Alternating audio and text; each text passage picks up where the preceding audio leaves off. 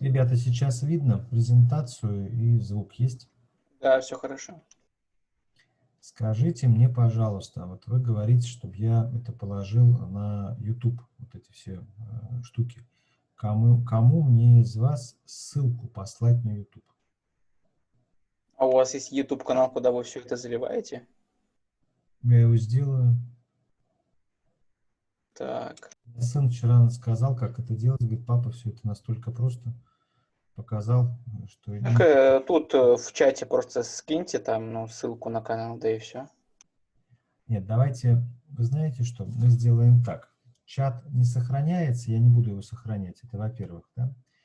Вот. Во-вторых, я его сделаю, может быть, я его сделаю на выходных сейчас, вот этот вот э, канал вот этот, да? И еще, э, лекции-то можно выкладывать на канал-то, это уж я уж думаю, что для врачей я привык читать, а для студентов в Zoom вот я читаю первый раз, для врачей вот я читал все лето в Zoom. Их можно выкладывать на YouTube канал-то? Не совсем плохие лекции-то. Конечно, можно. Можно, ну и слава богу. Так, тогда пиши, давайте я вам сейчас напишу сейчас в чате мою электронную почту, и кто-то Мгм. один из вас, это Кирилл со мной разговаривает, Да, да, да, да. Кирилл, да, давай, это который в снегу лежит, да, фотография эта. Да, да, да, да. Да, значит, я тебе пишу сейчас, Ну, я понял вашу слушай, почту. да, Или давай, ты мне я ответь. могу вам написать, да, что это Да, я да, вот. да, да, да. И в ответ потом мне отправите просто. А почему ты все время со мной говоришь? Ты староста, что ли? Да нет, ну, Просто хочешь. микрофон просто рядом. Ну давай, ладно, давай, я Пока сейчас. есть возможность, пока вот все проснулись в доме, все теперь могу говорить. Да, не, у меня дети все спят. Дети, слава богу, еще отдыхают. Так, сейчас я напишу свою почту и тогда дам. Я вот не понимаю, если на YouTube-канале можно это вести, не останавливаясь, вот как делает консилиум медикум РМЖ, почему институт выбрал вот эту 40-минутную зуму? Для меня...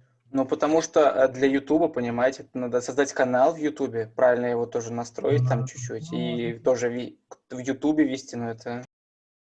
потому что оттуда не сотрешь, да? Ну ладно. Ну, там вообще классно, да, кстати, там, ну, можно эфир запустить и настроить, чтобы он потом там же и остался, и все, и даже без зума быть. Да, да, да, да, да. Ну ладно, ну давайте. В общем, вы увидели Стариков Павел, собачка Mail.ru.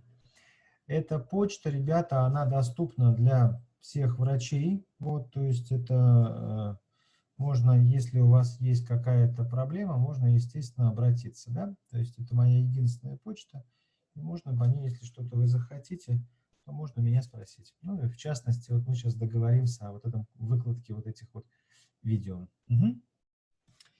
Так, ну а мы с вами тогда, помолясь, приступаем к продолжению последней лекции. Я сегодня завершу экстрапирамидной системой, и мы с вами расстанемся, наверное, раньше, чем 11:15 ударными темпами. Итак, мы с вами продолжаем изучать стриополидарную систему и будем рассматривать симптомы патологии стриополидарной системы. При ее патологии развивается акинетико-ригидный симптом, или только акинетический синдром, или только дрожательный симптом, или только ригидный симптом, или акинетико-ригидно-дрожательный синдром, или синдром паркинсонизма при каких-то заболеваниях, или сама болезнь Паркинсона. Чем отличается вообще болезнь Паркинсона от синдрома Паркинсона или паркинсонизма? Да очень просто. Болезнь – это самостоятельная нозология, которая возникает по, собственно, своей моноэтиологичной причине, часто имеет генетическую детерминированность, а синдром возникает после чего-то, ну, например, после травмы. Травма мозга – посттравматический паркинсонизм. Энцефалит, ну, например, энцефалит, сонная болезнь или эпидемический энцефалит эконому. в хронической стадии эпидемического церебрального энцефалита эконома возникает паркинсонизм, как хроническая стадия течения этого энцефалита. А может быть, последствием энцефалита может быть паркинсонизм. После инсульта может быть паркинсонизм. Вот, поэтому любое какое-то поражение мозга, любой этиологии может вызвать. Чем отличается по выраженности симптомов болезнь и синдром? Болезнь всегда более яркая, с грубыми симптомами, инвалидизирующая и мешающая жизнь, снижающая резко возможности пациента обслуживать себя. Синдром может быть незначительно выражен и виден только, например, врачу и пациенту, а со стороны не виден. Итак, что мы можем увидеть? Мы с вами говорили о тех пациентках, которые мы можем встретить в любой булочной. Да, это те бабушки, у которых кивает голова вперед. Она с вами разговаривает, а голова продолжает кивать да, да, да, да, да. Или по-болгарски это будет нет, нет, нет, нет, нет. Вот. Или это будет второй дедушка, да, у которого идет тик, дрожательный гиперкинез по типу нет-нет. И у него головушка постоянно, не останавливаясь, только ночью останавливаясь, да, а при волнении усиливающейся будет двигаться по типу нет-нет голова. Мы при проверке тонуса в руках мы увидим не складной нож, не норму, а мы увидим зубчатое колесо. То есть ты пассивно разгибаешь, пациент лежит на спине, пассивно ему разгибаешь руку в локтевом суставе, и ты видишь зубчатку, как будто вот какие-то зубчики тебе мешают разгибать руку его правильно. Это называется экстрапирамидный тонус или нарушение тонуса в конечности по экстрапирамидному типу или пластическое нарушение тонуса. То есть то низкий, то высокий. В норме он все время нормальный, бывает гипотоничный, бывает атоничный в коме, например, нету тонуса вообще в атонической коме, да, или складной нож при позе Вердинки-Мана, например, а здесь будет зубчатка. Эти люди говорят медленно, эти люди говорят тихо, речь неживая, объединенная эмоция, монотонная, тихая. Выглядит это так. Врач заходит в палату, сидит застывший больной с паркинсонизмом. Сидит, смотрит в одну точку. Ты ему говоришь: здравствуйте, Иван Иванович, это ваш доктор пришел на обход. Пациент не ведет ни глазом, ни ухом, смотрит в одну точку. Средний тяжелый паркинсонизм описываю вам.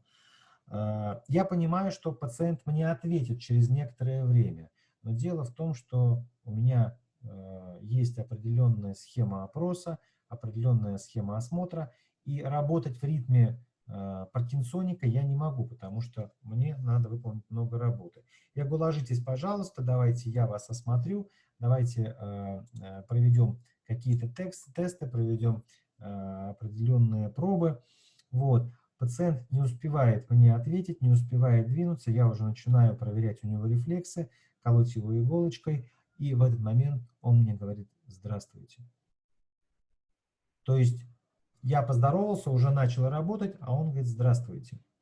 Потом я говорю: как вы себя чувствуете? У вас сегодня измеряют давление, говорю: у вас давление сегодня хорошее. Он мне и говорит: ну ладно, я вами доволен, у вас сегодня не хуже, до следующего дня выздоравливаете. Пытаюсь выйти из палаты. То есть я в палате при осмотре пациента, ну я провел сколько это, 7, 8, 12 минут.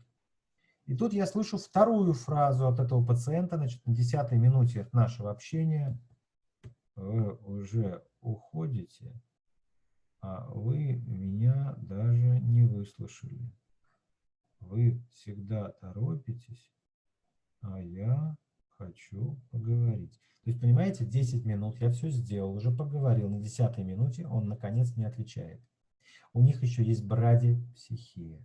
То есть мы живем, получается, в разных временных параллелях.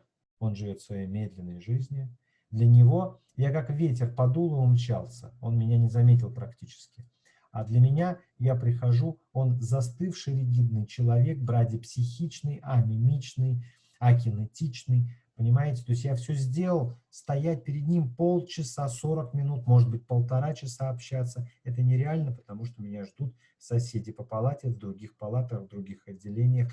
Нужно, наконец, мои коллеги. То есть у меня большое количество работы. Поэтому вот он как выглядит паркинсонит для врача на обходе в палате. Вот. У следующего паркинсоника может быть дрожательный парез, дрожательный. Самый частый дрожательный гиперкинез для паркинсонизма – это по типу счета монет. Вы видели у некоторых своих пожилых родственников. Я вот сейчас руку покажу. Вот так вот рука, вот как будто считает монетки. То есть у бабушки, у дедушки это могут быть 2 руки, и они вот так вот пальчиками двигают. Да, это называется, есть такой вот термин по типу счета монет. Микрография. Первое, что можно заметить, паркинсоника дистанционно, если ваш далекий абонент, ну, например, родственник дальний, да, он стал, когда писали письма, он стал писать мелким, аккуратным почерком. Это микрография, тоже характерна для паркинсонизма. Для паркинсонизма характерны следующие симптомы. Пропульсия.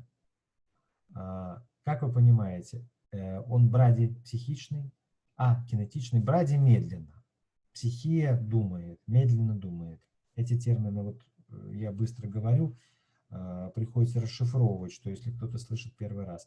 Брадипсихичный, акинетичный человек, застывший. Ему начать движение крайне сложно. У него не только нет мотивации к движению, вот особенности паркинсонизма, он может в этой позе долго просидеть. То есть не потому, что там ему больно, сложно или тяжело, а у него нет мотивации. У нас с вами есть мотивация. Не сидеть на одном месте, подвигаться, куда-то встать, что-то делать. Понимаете? То есть двигательная неусидчивость нормальная, не такая, которая возникает у наркомана или в состоянии алкогольного опьянения, когда хочется, в общем, крутиться, вертеться и бегать, да? А просто просидеть часами на одном месте, ничего не делая, не разговаривая, не думая, не смотря телевизор, не слушая музыку, мы с вами не можем, потому что у нас работают все системы мозга, и уровень дофамина в голове нормальный. А у этого пациента ему тяжело начать движение, снижена мотивация к движениям. Это тоже официальный симптом паркинсонизма. Так вот, пациент не может начать движение, но если он его начал, и как паровоз, отвозя, значит, оттягивая состав от перрона железнодорожного вокзала, он набирает свой путь, ему потом резко затормозить очень-очень тяжело. Называется это пропульсия. То есть пациент начал движение, и вот перед ним поставь стул, он его не успеет остановиться, обогнуть препятствие, ну, постарается, может, но остановиться он не сможет с этого пути, как паровоз, как трамвай, да? Он будет продолжать движение, может удариться. Ну и различные симптомы, кроме того, что вот его, как паровозик, начинает двигать, он медленно-медленно начинает раскочегариваться, медленно начинает двигаться мелкими шажками, маленькими шажочками начинает двигаться, все быстрее, быстрее, быстрее, а потом бац, и остановиться невозможно, он может где-то споткнуться, удариться. Пропульсия. Точно так же пропульсия, движение вперед, но возможно в различных координаторных пробах ретропульсия, то есть его тянет назад. Латеропульсия в позе Ромберга, мы его ставим, поза Ромберга, поза пьяного водителя, когда пациент становится ноги вместе, пятки вместе, носки вместе, руки вперед, глаза или открыты, или закрыты. Это поза Ромберга, поза пьяного водителя, когда ДПС раньше останавливала, проверяла водителей. Почему называется поза пьяного водителя? Для нас поза Ромберга. Вот. В этой позе, если пациента тянет назад, будет называться ретропульсия. Латера – это в какую-то сторону. Вот для пациентов тоже это характерно. Он будет не шататься, а будет тянуть в какую-то об эту сторону. Вот мы с вами, собственно, сейчас попытались описать, не видя данного пациента, различными словами, попытался вам описать пациента с данным диагнозом, как он клинически может выглядеть. Вот, конечно, паркинсоники дома это очень сложно, потому что вот этот гиперкинетический вариант, то есть когда дрожит рука, доходит до тех моментов, когда пациент не может держать ложку и не может кушать самостоятельно, потому что гиперкинез настолько выраженный, и он этой рукой питаться не может. Обычно гиперкинеза двухсторонние, чаще всего. Вот. Но он также не может питаться, если он застывает в позе. Застывает в какой-то позе. Помню, вот тяжелый был пациент, лежал на социальном отделении. Этого пациента надо было и кормить. Почему? Кто-то осматривал его из молодых врачей, этого пациента, и попросил его стандартный осмотр невропатолога, лежа на спине, поднимите руки вперед, чтобы посмотреть, руки опустятся или нет, да? Проверить силу его. И ушел. И пациент с этими поднятыми руками остался на час, да, пока не пришел следующий медработник в палату, потому что у пациента невозможно поменять положение было, ему нужно было руки пассивно опустить, а сам он руки это не мог. Он вот и уже больно, но он все равно держит, потому что он не может это опустить. Восковая гибкость или симптом воздушной подушки. Пациент с паркинсонизмом лежит на подушке. Подушку вынимаешь, а голова остается в воздухе. Называется симптом воздушной подушки. То есть ты обычного человека вынимаешь, он положит голову на кровать без подушки. А этот пациент нет, он будет держать в воздухе, причем довольно долго. В зависимости от тяжести заболевания он может продержать секунды, десятки минут, а то и часы. Но чаще всего это секунд 5. Вот, что мы с вами рассказали. Кроме паркинсонических гиперкинезов, существуют гиперкинезы другой причины, в том числе и истерические. Вот. Миоклония, тетозы, торзионные спазмы, это спастическая кривошея, опять же клиенты для ботулотоксина, тики различные. Ну, то, что мы говорили, суммируя, можно сказать, что паркинсонизм – это синдром, который характеризуется в любом сочетании гипокинезии, ригидности и тремора. И неустойчивостью, то, что я вам сказал, с ретро, латера и пропульсиями.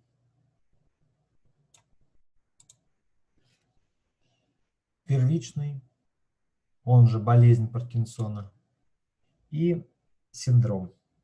Синдром при любой патологии, то, что мы с вами говорили, в том числе при эпидемическом энцефалите эконома.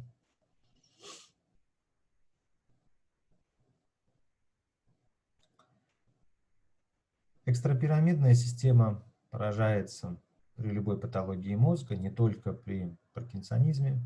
Это может быть и гепатолентикулярная дегенерация, она же болезнь Вильсона-Коновалова, которая связана с нарушением обмена меди.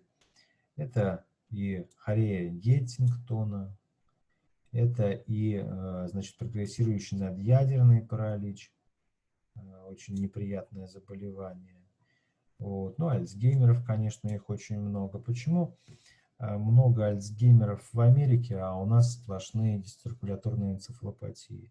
Но по данным последних публикаций считается, что у них идет гипердиагностика этой болезни, то есть любая энцефалопатия, в том числе сосудистая, они связаны с тау-протеином, называется болезнью Альцгеймера. И гипердиагностика, они всех называют болезнью Альцгеймера. Почему? Препараты там дороже просто. Препараты дороже раз в 10, а у них же ведь страховая медицина. Поэтому страховая компания заплатит больше взносы медицинской организации. Поэтому выгоднее назвать болезнью Альцгеймера. В СССР и Российской Федерации больше называется сосудистыми заболеваниями. И не только потому, что у нас идет гиподиагностика болезни Альцгеймера, а дело в том, что болезнь Альцгеймера – это все-таки заболевание в основной своей массе, появляющееся в старших возрастных группах, то есть после 90 лет ее очень много, этой болезни.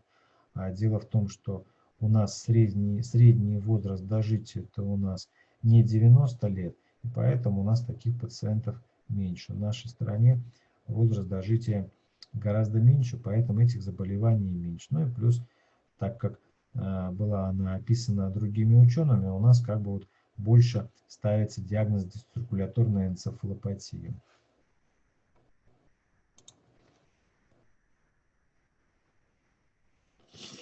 140 болезней Паркинсона на 100 тысяч населения. Давайте мы с вами пересчитаем, например, 100 человек на 100 тысяч. Новгород, Великий Новгород, 200 тысяч. 200 тысяч. Значит, в Новгороде должно быть 200 больных с Паркинсоном. И плюс еще 400 человек должно быть в Новгородской области. Вот вам перевел вот эти вот цифры. Чаще мужчины. Чаще лет 55. 40 редко-редко. Ювенильный крайне редко.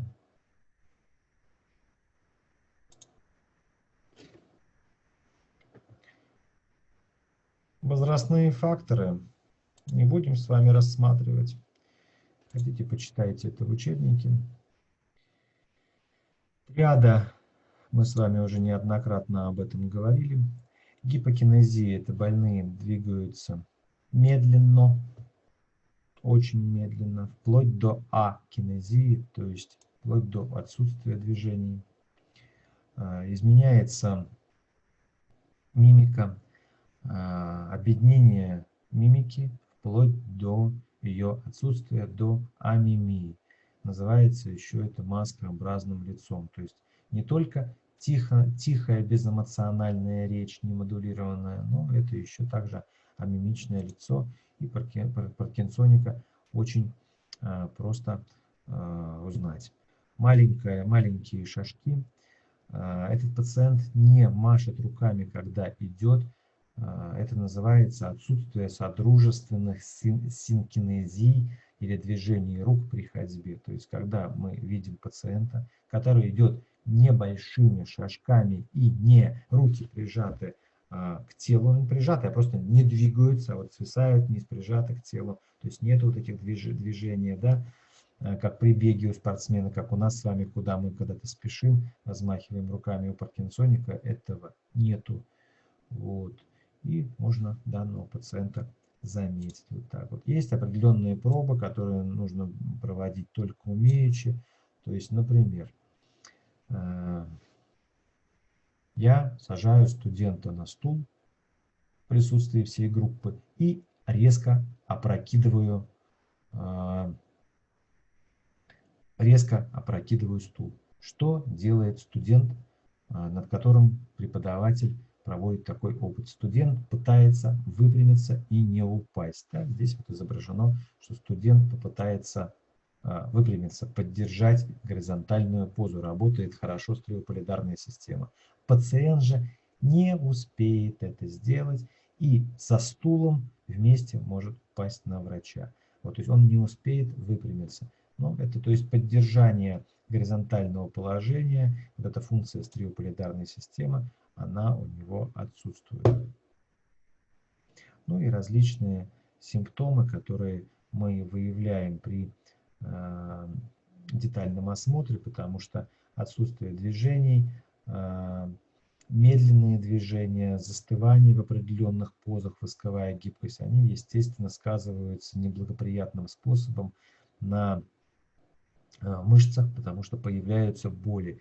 И этому пациенту, безусловно, необходимо давать определенные препараты, которые снижают мышечный тонус. Это препарат циклодол, при повышенной ригидности назначается, но у него есть побочное действие, что при больших дозах, неправильно подобранных дозах циклодола, то может быть психомоторное возбуждение. Но зато из-за акинезии он его быстро выводит.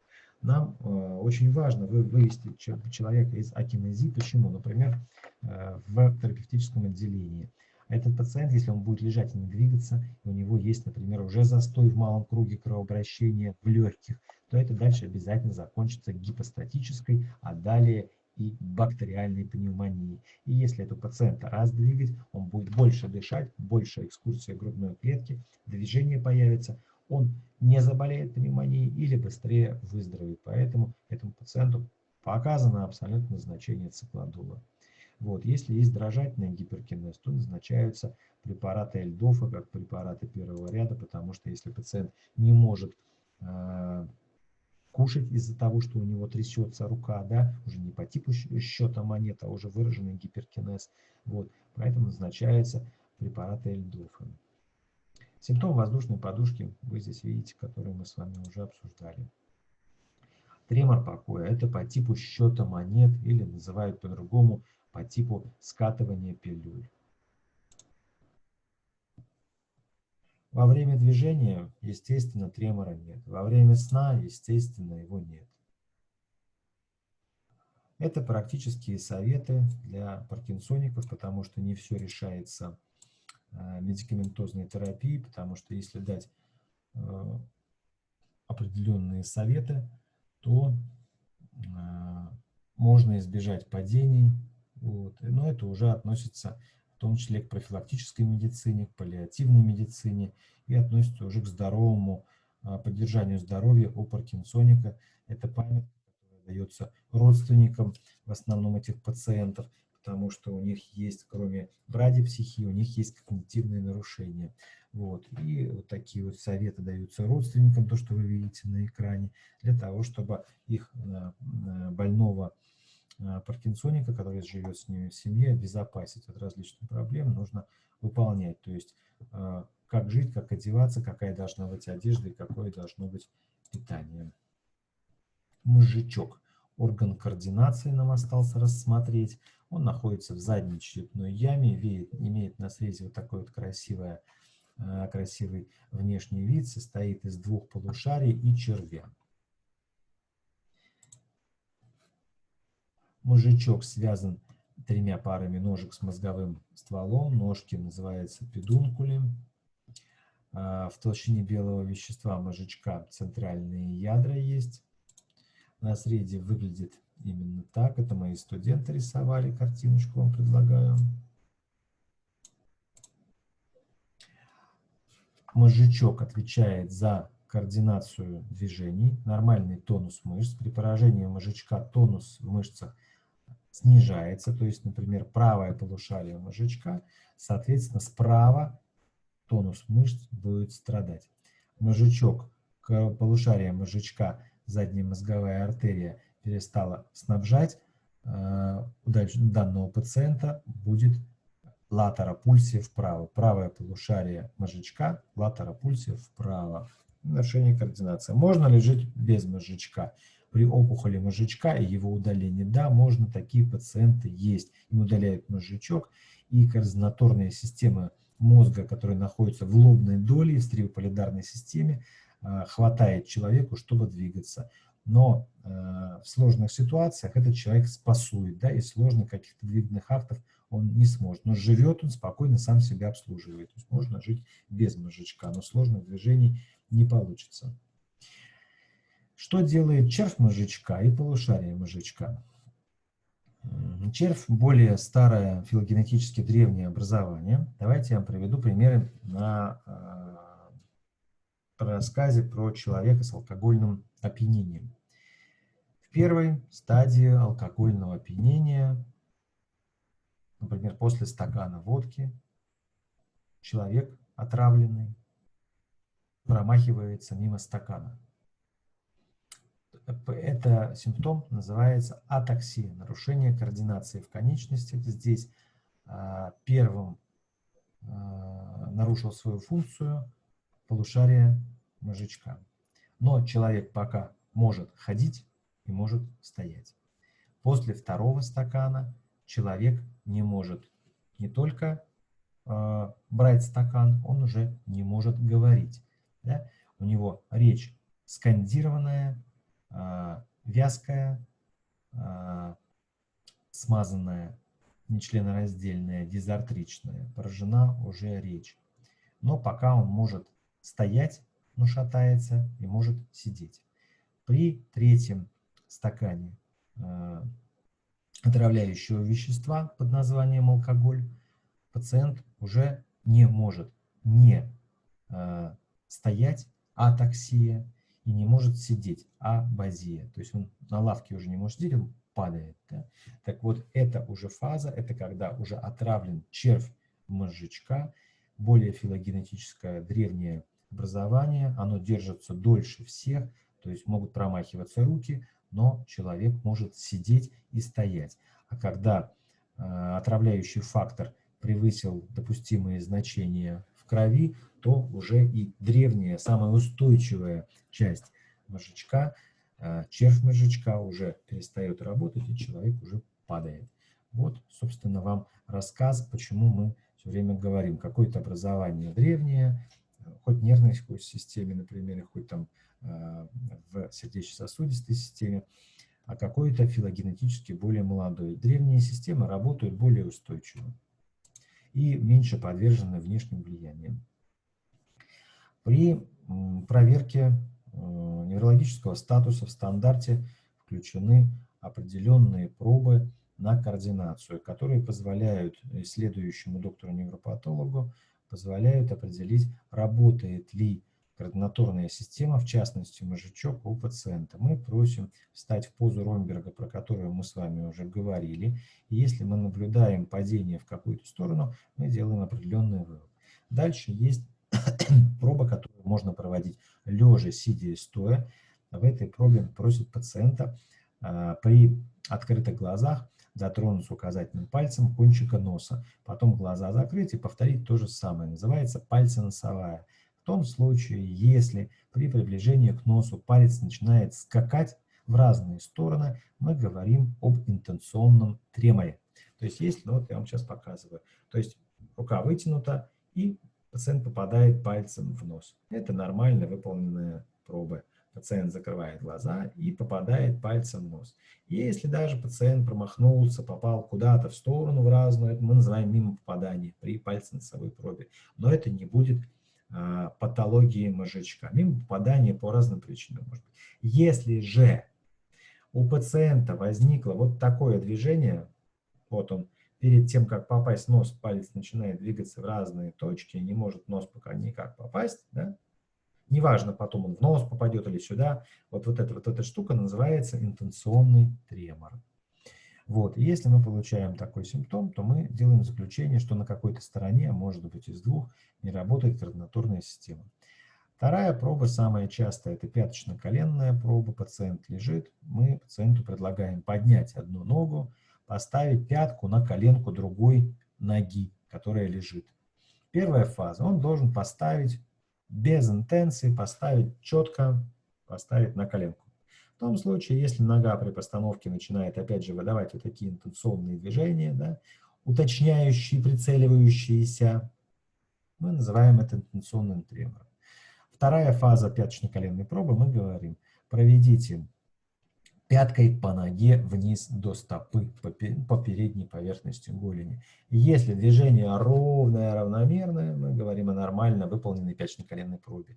Если у пациента появляются опять же скачки в сторону, мы называем об интенции или неправильно выполненной пяточно-коленной пробе. Ну и различное другое большое количество проб, которые я проверяю, и как другой невролог проверяю при патологии мозжечка.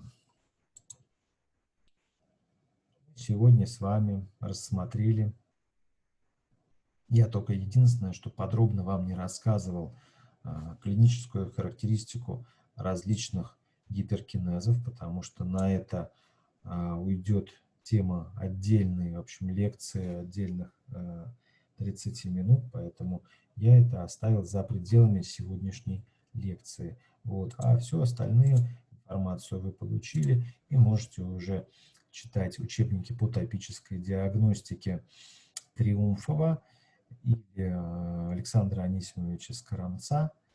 Дальше пойдут уже учебники по неврологии, те, которые вам дадут, где мы будем рассматривать различные заболевания.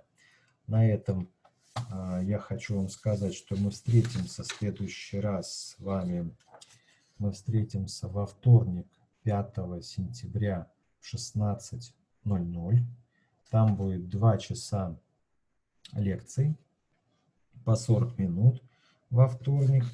Я вам во вторник в 16 часов расскажу тему, которая называется «Кора головного мозга. Высшие мозговые функции». И, наверное, начну, вряд ли все успею. Тему называется «Заболевание периферической нервной системы». Мононейропатии, полинейропатии и так далее. То есть, если логично изучать неврологию, то мы с вами во вторник закончим топическую диагностику нервной системы. То есть вот этот учебник Триумфова и Александра Анисимовича Скрамца закончим в конспективном плане. И дальше начнется уже лекции по заболеваниям, по нозологиям. Там уже будет второй учебник, то, что есть у вас в библиотеке. Так что до вторника, пожалуйста, мне отпишитесь на ваш адрес, и я тогда канал YouTube. Я уже написал, да. Окей. Хороших выходных. До свидания. До